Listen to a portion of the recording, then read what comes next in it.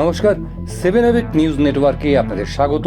ফের সোদপুরে আর্থিক প্রতারণার অভিযোগ কোটি টাকা প্রতারণা করে গা ঢাকা দিয়েছে অভিযুক্ত মহিলা।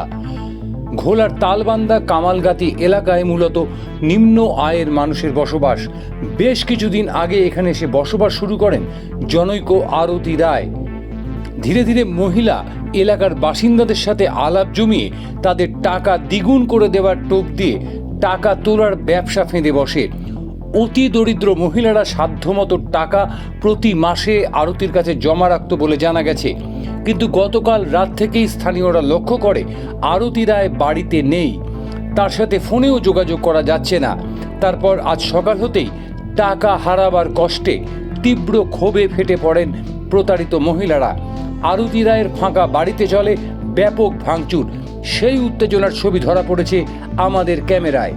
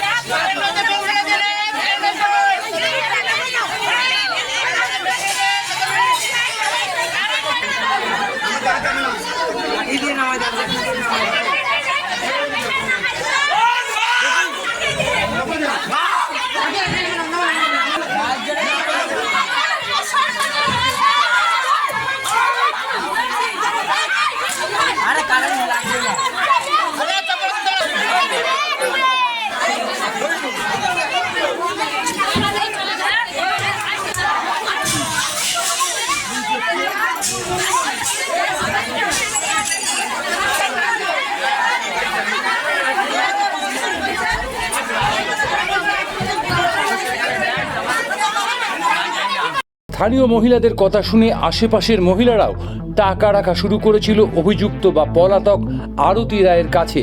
স্থানীয় মহিলাদের দাবি প্রায় কোটি টাকা প্রতারণা করে পগার পার হয়েছে আরতি। শুনবো প্রতারিত মহিলাদের বক্তব্য।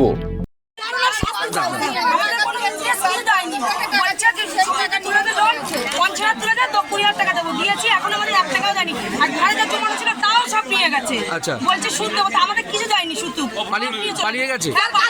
কি চাইছেন আপনারা?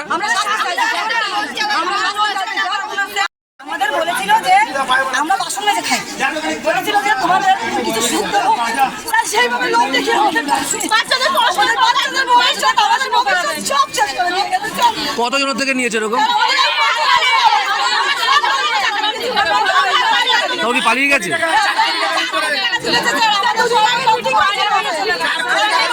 আপনারা কি চাইছেন?